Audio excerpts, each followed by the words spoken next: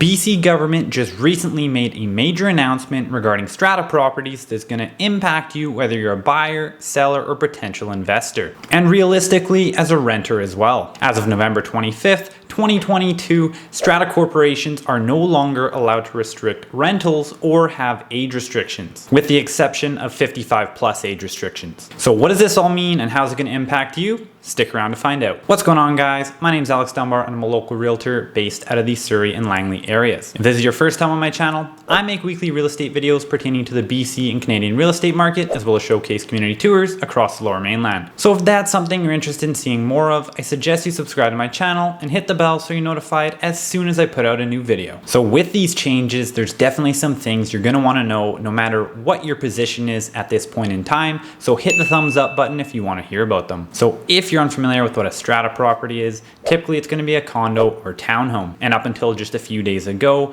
the strata corporations were allowed to put in place certain restrictions around rentals as well as age. However, something to keep in mind though is that anything that had a Form J filed at the Land Titles Office after January 1st, 2010 actually wasn't allowed to restrict rentals. Now there are some properties that would have filed their Form J prior to that date but weren't actually built until slightly afterwards, so there will be some that slip through that loophole. But in general, for the most part, you're not going to see this very often. And in regards to those rental restrictions, it depends on what was voted for, but it could have been a portion or percentage or number of units that were allowed to be rented at a given point in time, or rentals could also have been restricted completely. So now that all these previous rental restrictions have been completely dropped, what kind of impact is it going to have? Hypothetically, we should see more rental inventory come onto the market, either from owners who are going to choose to rent out homes that were previously either sitting empty or that they were living in, that they're going to move into another home, as well as the fact that any of these going to the resale market and being purchased by investors will also increase the rental inventory. So due to this, the impact that we should see is rental prices holding steady or even potentially slightly declining, or at the very least not accelerating by another 15 to 20% like we saw last year. However, in regards to the prices of these units over the medium to longer term, I believe we're actually going to see an increase. Now the reason for that is we've now increased the buyer's pool, which means increased demand. However, we haven't seen any increase in inventory, and due to simple economics, we would expect the prices to go up, because looking at the data from the past couple of years, about 25% of purchasers have been investors. And with those investors now having the ability to purchase these units that were previously not rentable, theoretically that should drive prices up at least to an extent. So for those of you that currently own one of these units, there's going to be some pros and there's going to be some cons. The good news is that your property's value has almost gone up overnight. Now, I wouldn't expect to see massive increases in equity in just a couple of weeks. However, give it a couple of months and I think the results will show themselves. However, the not so great news is if you were planning to continue living there, it's more than likely you're going to have more renters moving into your building. And I hate to be that guy to be the bearer of bad news.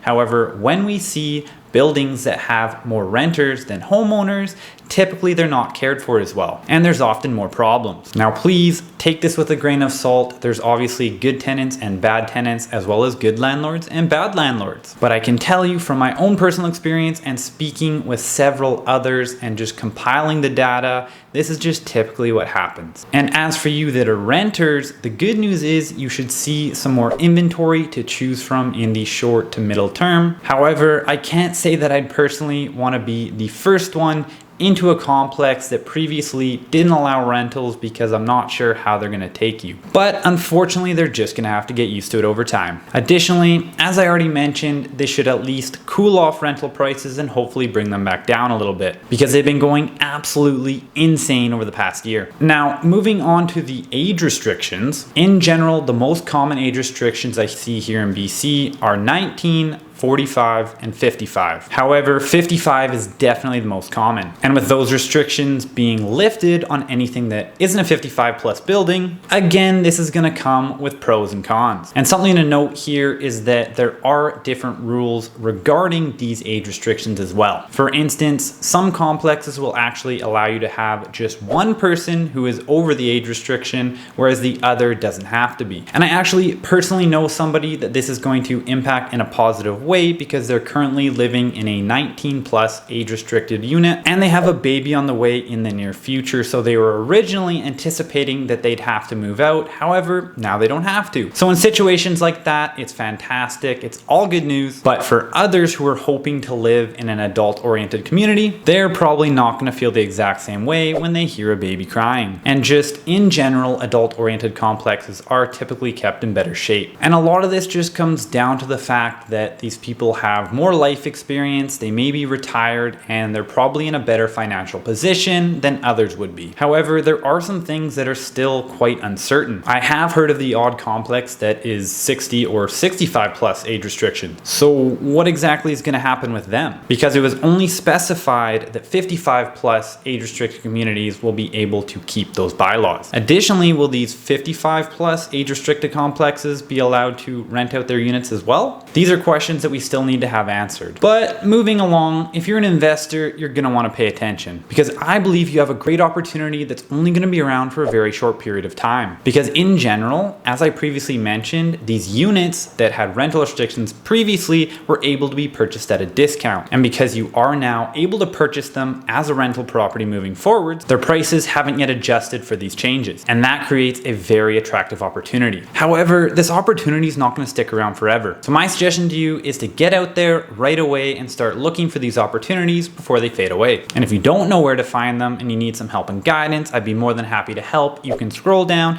and hit the first link in the description to book a call with me at your own convenience. And that's about going to do it for my video today. So if you did get any sort of value whatsoever, all I ask is that you hit that thumbs up button. And if you're interested in seeing more videos just like this one and being kept up to date on my local real estate market and you want to be the first to know about it, I suggest you subscribe to my channel and hit the bell so you're notified right away. And just before you head out of here, I'd love to hear what your thoughts are on this new situation, so leave them down below in the comments. And if you have any questions or concerns, be sure to leave them down there as well. Thanks so much for watching, and we'll see you in the next video.